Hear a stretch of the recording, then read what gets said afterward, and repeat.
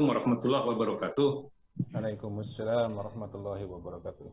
Alhamdulillah rabbil alamin. Wassalatu wassalamu ala Rasulillah wa ala alihi washabbihi wa mawalah.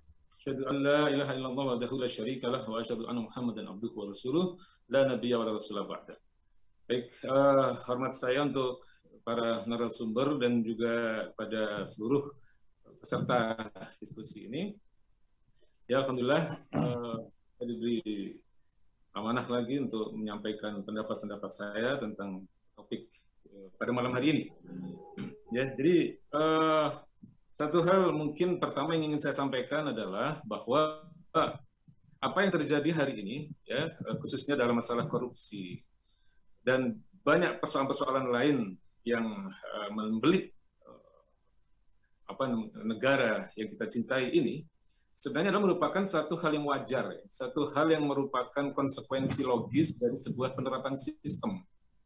Kita tahu bahwa sistem yang ada hari ini adalah sistem yang berlandaskan atas akidah yang kita sebut dengan sekularisme, ya, yang dalam definisi yang disampaikan oleh ulama besar Syekh Taqiyuddin An-Nabhani, bahwa sekularisme itu adalah fasluddin anil hayah wa fasluddin anid daulah. Dipisahkannya agama dari kehidupan, baik kehidupan bermasyarakat maupun bernegara. Jadi kalau kita bicara soal apapun, ya, tentang bagaimana pengelolaan negara ini, itu kita tidak akan pernah bicara tentang ketakwaan, kan? Kita tidak pernah berbicara tentang halal haram. Kita tidak pernah berbicara, oh ini hukumnya wajib, ini hukumnya makruh, ini hukumnya haram. Kita tidak akan pernah berbicara tentang itu ketika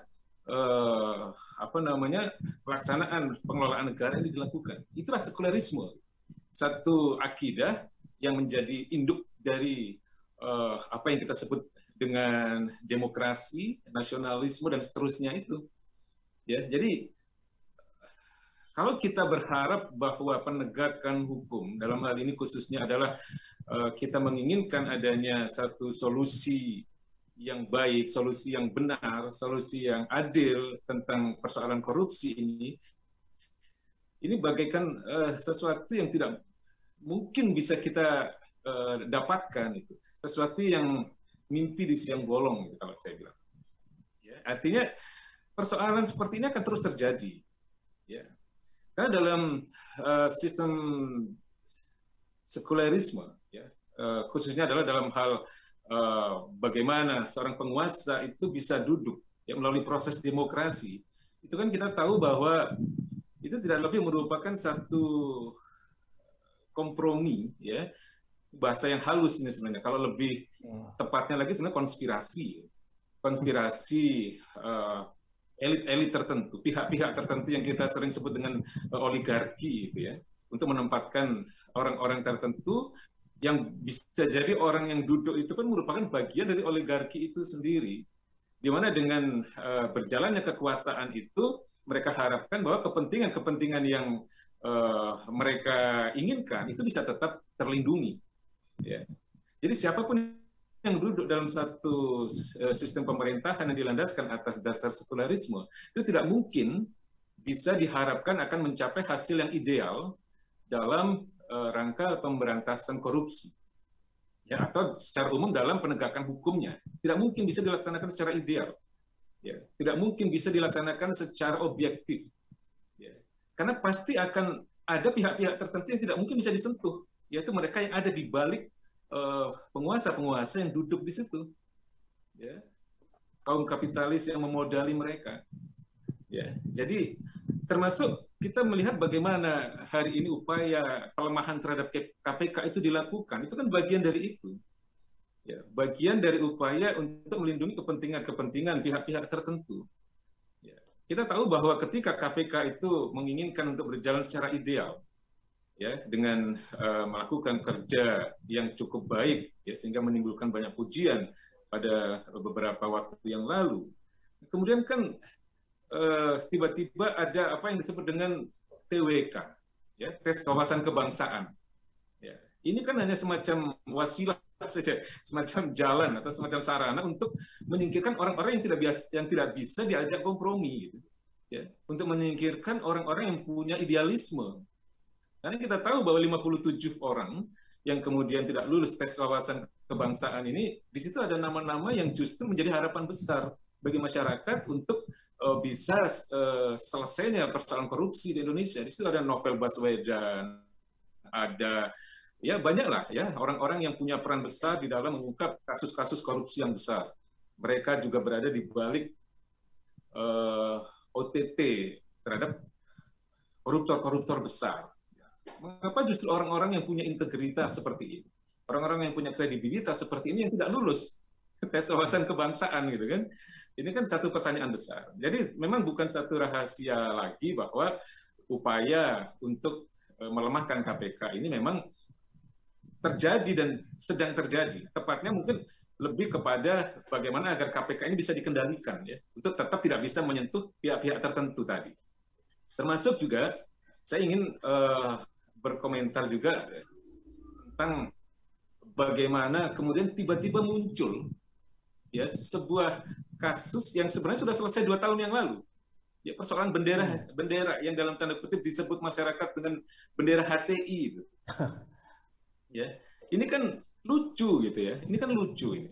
Jadi saya melihat ada agenda jahat di sini ya dengan memunculkan kasus bendera HTI. Mungkin kalau teman-teman hadirin yang ikut dalam diskusi ini lupa atau tidak tahu persoalan ini, sebenarnya saya ingin apa namanya mereview kembali ya. Kasus ini kan sebenarnya sederhana ini. Kasus bendera dalam tanda kutip bendera HTI ini. Ini kan seorang satpam ya yang bernama siapa Iwan Ismail atau siapa itu kan dia melakukan pelanggaran kode etik ya, pelanggaran berat terhadap kode etik kepegawaian di KPK. Karena dia yang seharusnya bertugas di lantai 1, kemudian dia tiba-tiba dia naik ke lantai 10 untuk mengambil dokumentasi di ruang jaksa, ya, ruang jaksa KPK. Dia mendokumentasikan suasana di lantai 10 itu, kemudian secara khusus dia mendokumentasikan satu meja yang di situ ada bendera Rasulullah di situ. Nah, kemudian dokumentasi yang dia ambil tadi kemudian disebarluaskan ke publik ya melalui WA dan seterusnya. Nah, atas tindakan inilah kemudian pimpinan KPK memecat dia. Ya, dengan alasan bahwa dia telah melakukan pelanggaran berat terhadap kode etik kepegawaian karena melakukan sesuatu yang di luar batas tanggung jawabnya. Apalagi yang dia dokumentasikan kemudian dia sebarluaskan itu adalah ruang jaksa KPK yang dipenuhi dengan bukti-bukti kejahatan korupsi di situ. Nah, ini sebenarnya kasus sudah selesai 2 tahun yang lalu, ya. Tapi kenapa tiba-tiba kemudian hari ini, tahun ini 2021, ya, kasus itu terjadi tahun 2019. Ya. Tiba-tiba tahun 2021 dimunculkan kembali. Ini untuk apa? Ya, maka kalau kita lihat, ini sebenarnya adalah dalam rangka upaya untuk melawan opini masyarakat yang sudah terlanjur tidak bisa dibendung tentang betapa buruknya hari ini citra KPK, gitu ya. Dengan memberikan stigma buruk terhadap 57 orang yang sudah dipecat tadi, ya. Maka ada isu-isu yang disebut dengan kelompok Taliban gitu kan di KPK ini, ya. Jadi ke-57 orang ini terus terang memang mendapatkan simpati ya dari masyarakat, mendapatkan opini-opini yang positif dari masyarakat. Nah, kemudian kasus bendera ini dimunculkan untuk memberikan legitimasi bahwa memang mereka ini, 57 orang ini memang punya alasan untuk dipecat karena mereka terkait dengan radikalisme misalnya dan seterusnya dengan dimunculkannya bendera tadi. Ya. Jadi sebenarnya ada semacam upaya untuk memberikan stigma buruk ya terhadap ke-57 orang yang sebenarnya punya potensi atau punya satu keinginan yang baik dalam rangka memberantas korupsi ya, di Indonesia. Jadi itu yang pertama. Yang kedua, agenda jahat yang ini pendapat saya pribadi ya, ada upaya untuk mengaburkan informasi atau pengaburan opini bahwa yang disebut dengan bendera HTI ini itu ingin mereka opinikan sebagai benderanya orang-orang yang radikal. Ya, ini mereka opinikan bahwa ini adalah bendera yang akan menginspirasi kekerasan misalnya. Padahal kita, ya, para ulama, para aktivis-aktivis dakwah itu kan sudah berulang-ulang menjelaskan bahwa itu adalah benderanya Rasulullah SAW, bukan bendera HTI, bukan bendera ISIS, bukan bendera teroris, bukan bendera Afghanistan. Meskipun hari ini Afghanistan pakai bendera itu, dia sudah mereka sudah tidak mau lagi menggunakan bendera nasionalismenya, ya. Jadi tapi tetap bahwa itu adalah bendera Rasulullah SAW, di mana informasi tentang ini, dakwah tentang ini sudah berulang-ulang disampaikan. Tapi mereka kan tetap saja mengatakan bahwa itu adalah bendera HTI, bendera ISIS dan seterusnya yang diberikan stigma-stigma yang negatif, itu, stigma-stigma yang buruk. Jadi ini yang saya katakan tadi, agenda jahat yang kedua gitu ya, untuk memberikan stigma buruk terhadap bendera Rasulullah SAW. Jadi kesimpulannya begini, apa yang saya sampaikan dalam poin pertama ini. Jadi kita tidak mungkin bisa berharap mendapatkan hasil yang adil, hasil yang ideal, ya, hasil yang objektif, khususnya dalam hal kerja pemberantasan dan pencegahan korupsi di negeri ini, selama yang menjadi landasan peraturan perundang-undangan, ya, adalah akidah yang kita kenal dengan akidah sekularisme, yaitu satu akidah yang memisahkan agama dari kehidupan, gitu ya. Jadi tidak akan lepas dari unsur-unsur hawa nafsu, tidak akan lepas dari unsur kepentingan pihak-pihak tertentu yang tetap menginginkan korupsi ini tetap berjalan karena mereka banyak mengambil keuntungan dari situ. Saya kira itu, Ustaz, untuk bagian pertama yang ingin saya sampaikan. Ya, itu perlahan lebih mendalam lagi bagaimana pelemahan dari KPK-nya, dari Pak Kiai. Nah, kalau mengenai perspektif Islam sendiri, ya, tadi kan disebut juga bahwa sebenarnya idealnya itu bukan pemberantasan, gitu ya, tapi yang ideal itu adalah mencegah atau pencegahan, gitu ya. Jangan sampai korupsi terjadi tentunya, gitu kan. Kalau cuma pemberantasan artinya sudah terlanjur terjadi, kemudian ditangkap, ditumpas dan sebagainya. Tapi kalau pencegahan tentunya peluang untuk melakukan korupsi itu kecil. Nah, bagaimana dalam Islam itu untuk memperkecil gitu ya, sistem dalam Islam itu memperkecil terjadinya peluang korupsi, terutama dalam terhadap aparatur penyelenggara negara gitu ya. Ya, jadi ini ya, apa namanya, memang sudah saatnya lah kita ini atau masyarakat Indonesia ini mulai berpikir untuk mengambil Islam sebagai solusi. Bagaimana Islam bukan hanya memberantas, ya, tapi juga mencegah korupsi. Ini satu sistem yang sempurna, ya, karena turun dari Zat yang maha sempurna dan dilaksanakan oleh orang yang paling sempurna di muka bumi ini, yaitu baginda Nabi besar Muhammad SAW. Jadi dalam sistem Islam itu dalam rangka mencegah terjadinya atau tindak korupsi yang dilakukan oleh aparatur negara, yang pertama adalah adanya sistem penggajian yang layak. Ya. Sistem penggajian yang layak. Jadi dalam satu hadis yang sahih, baginda Nabi mengatakan, man ista'malnahu ala amalin, ya, farzaqnahu rizqan, ya, fama akhadha ba'da dzalika fahuwa ghul. Jadi barang siapa telah kami pekerjakan, ya, barang siapa telah kami jadikan dia seorang pejabat atau aparatur negara, dan kemudian atas tugas-tugasnya, atas pekerjaannya telah diberikan fasilitas, ya, telah diberikan berbagai upah, ya, atas apa yang telah dilakukan, maka Nabi katakan fama akhadha ba'da dzalika fahuwa ghul. Maka apapun yang dia ambil di luar fasilitas yang dia dapatkan itu adalah harta ghulul, harta korupsi, ya, harta khianat. Ya. Jadi Nabi mengatakan bahwa barang siapa menjadi seorang pejabat negara, kalau dia tidak punya rumah, berikan dia rumah. Ya, kalau dia belum punya pasangan, segerakan dia menikah. Ya, kalau dia belum punya pembantu, berikan dia pembantu, berikan dia asisten. Kalau dia belum punya kuda tunggangan, ya, dalam arti mungkin alat transportasi, ya, berikan dia kuda Jadi semua diberikan fasilitas yang merupakan memang itu merupakan upah, ya, merupakan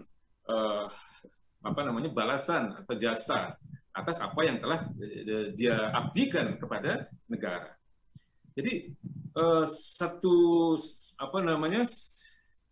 mekanisme yang luar biasa dalam sistem penggajian yang layak ini kepada para pejabat negara. Kemudian yang kedua, mungkin akan saya persingkat ya. Jadi adanya larangan untuk menerima suap.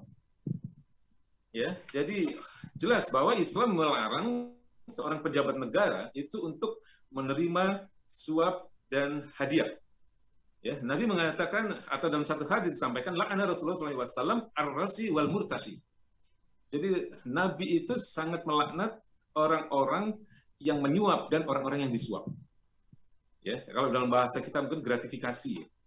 Jadi haram hukumnya. Atau dalam satu hadis lain Nabi katakan hadaya al-umali ghulul.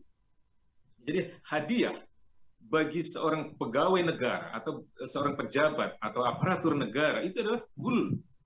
Ya, itu adalah harta korupsi, ya, harta khianat. Itu yang kedua.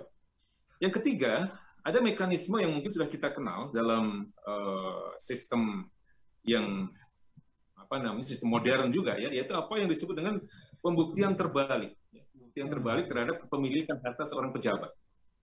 Ya, jadi seorang pejabat sebelum dia menjabat dihitung hartanya, kemudian setelah selesai dia menjabat dihitung kembali hartanya, dan ketika kemudian ditemukan lonjakan harta yang tidak wajar, ya, ketika ditemukan harta-harta yang tidak bisa dijelaskan secara wajar oleh pejabat tersebut, ya, maka harta itu harus diambil oleh negara, ya, di luar fasilitas yang memang selayaknya dia terima sebagai seorang pejabat negara. Jadi ini yang disebut dengan perhitungan kekayaan pembuktian terbalik tadi.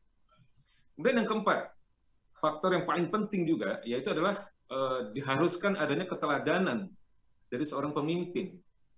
Ya, ini yang hari ini satu hal yang tidak mungkin kita dapatkan dalam sistem sekuler. Ya. Jadi keteladanan seorang pemimpin dalam Islam ini tentu intinya adalah bagaimana ketakwaan dia kepada Allah Subhanahu Wa Taala. Kan begitu. Ya, jadi keteladanan ini kan bisa dilihat bagaimana apakah seorang pejabat itu memungkinkan dia itu mengambil harta yang tidak halal, misalnya. Ya. Jadi seorang pejabat harus memberikan keteladanan bahwa dia adalah orang yang harus harus zuhud, harus hati-hati, ya, di dalam kemungkinan masuknya harta-harta yang haram, ya, ke dalam aliran darahnya, gitu. Ke dalam aliran darah anak istrinya, ya. Itu dia harus berusaha benar-benar mencegah masuknya harta yang haram. Ya, ini keteladanan ini harus ditunjukkan, ya. Jadi mungkin sedikit bisa saya sampaikan, pernah ada satu contoh, ya, bagaimana seorang khalifah Umar bin Abdul Aziz, seorang khalifah yang luar biasa waraknya. Ya, ketika ada program bagi-bagi parfum, ya, oleh negara, ya, pada rakyatnya, itu Khalifah Umar bin Abdul Aziz itu sampai menutup hidungnya agar apa? Agar beliau tidak ikut menikmati bau parfum yang menjadi hak dari rakyatnya. Bayangkan. Ya, ini kisah ada di dalam kitab Ihya Ulumuddin Imam Al-Ghazali. Jadi hanya karena beliau tidak mau menghirup bau parfum yang bukan haknya, itu beliau sampai tutup itu hidungnya. Ya. Masya Allah. Ini kan pemimpin yang luar biasa ini. Ya. Ya. Kemudian yang kedua, keteladanan dalam hal bagaimana seorang pemimpin itu harus menghindarkan keluarganya, ya, dari penyalahgunaan kewenangan atau kekuasaan. Nah, ini pernah dicontoh. Ya, ini yang hari ini kita tidak melihat. Ya, justru kalau hari ini ketika seseorang berkuasa, aji mumpung. Anaknya kalau bisa jadi wali kota, ya kan? Mantunya kalau bisa jadi gubernur. Dan ini sudah merupakan konsekuensi logis dari sistem yang ada, gitu. Karena memang mereka mengeluarkan dana cukup besar untuk duduk di situ. Mereka juga mungkin juga berhutang budi pada orang-orang yang menempatkan dia pada kursi-kursi kekuasaan, sehingga berbagai upaya juga harus dilakukan untuk mengembalikan atau membalas budi dari orang-orang yang menempatkan dia di tampuk kekuasaan tersebut. Ya, jadi tentang bagaimana seorang pemimpin harus mencegah keluarganya untuk tidak ikut mengambil atau tidak memanfaatkan jabatan dari kepala keluarganya. Ini pernah dicontohkan oleh bagaimana seorang khalifah Umar bin Khattab itu pernah mengambil atau menyita sendiri seekor unta milik putra beliau Abdullah bin Umar, dikarenakan Abdullah bin Umar ini menggembalakan unta tersebut di padang milik negara, di padang rumput milik Baitul Mal, sehingga untanya bisa menjadi gemuk. Nah, Umar bin Khattab atas kesadaran dan ketakwaan beliau yang demikian tinggi, ya, beliau sita itu unta, ya, dengan alasan bahwa ini telah merupakan satu pelanggaran yang dilakukan oleh putra beliau dengan memanfaatkan fasilitas negara. Ya, ini contoh bagaimana seorang pemimpin itu seharusnya berlaku seperti itu terhadap memberikan contoh kepada keluarga agar tidak ikut mengambil atau memanfaatkan kekuasaan yang dimiliki ya oleh sang kepala keluarga. Nah, kemudian teladan yang lain banyaklah bagaimana seorang pemimpin itu harus memberikan teladan untuk tidak menerima suap, untuk tidak menerima hadiah dan seterusnya. Jadi unsur keteladanan ini yang kita hari ini tidak punya, ya, bukan hanya langka. Kalau langka itu kan masih ada. Saya melihat tidak punya dan tidak mungkin ada dalam sistem yang rusak seperti ini. Sistem sekuler itu kan sistem yang rusak, sistem yang memang dijauhkan dari ajaran-ajaran agama. Kemudian yang kelima, ini juga merupakan hal yang penting untuk disampaikan, bahwa Islam dalam kaitannya dengan kasus korupsi ini mempunyai sistem hukuman ya, yang setimpal. Jadi korupsi ini kan satu kejahatan yang mungkin dalam bahasa kita sebut dengan extraordinary crime, ya, kejahatan yang hukumannya itu bukan merupakan hukuman yang bersifat hudud, ya, yang hukumannya tidak tercantum di dalam Quran, ya, di dalam nas, ya, di dalam hadis tidak tercantum. Tetapi hukuman untuk koruptor itu adalah diserahkan kepada khalifah, ya, atau kepada qadhi. Dengan kata lain, ini adalah hukuman yang bersifat takzir, ya, diserahkan kepada khalifah atau kepada qadhi. Jadi bisa saja seorang koruptor itu dihukum misalnya, ya, dipermalukan misalnya. Dilakukan apa yang disebut dengan tasyhir, ya, tasyhir, pewartaan, pempublikasian, diumumkan kepada khalayak ramai, kepada masyarakat. Ya, kalau pada zaman Nabi dan sahabat mungkin diarah, ya, tapi kalau hari ini mungkin bisa diumumkan di media-media televisi atau media sosial, di luar hukuman fisik yang dia terima.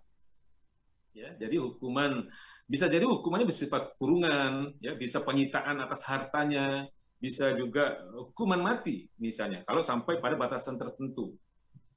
Ya, jadi ini dalam rangka apa? Dalam rangka efek jawazir tadi, efek pencegahan, agar hal ini menjadikan jera bagi orang lain untuk melakukan tindak pidana yang serupa, ya, tindak korupsi ini.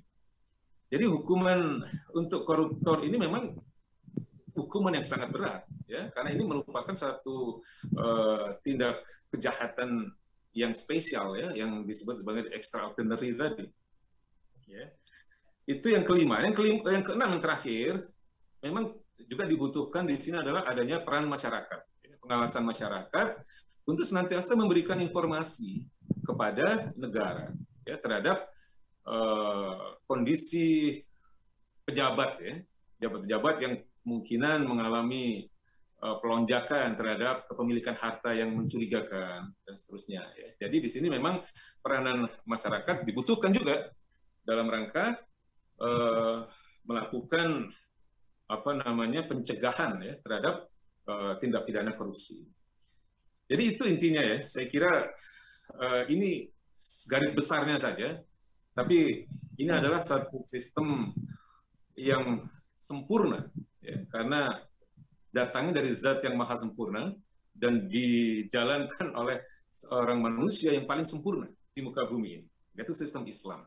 Jadi intinya jangan berharap lagi lah kepada sistem yang ada hari ini, Karena sistem yang ada hari ini memang tidak ada sama sekali sedikit pun untuk membawa kita kepada ketakwaan. Termasuk penyelenggara negara. Apa pernah penyelenggara negara ini membimbing rakyatnya untuk bertakwa, untuk patuh kepada Allah Subhanahu wa Ta'ala dan seterusnya? Tidak mungkin itu.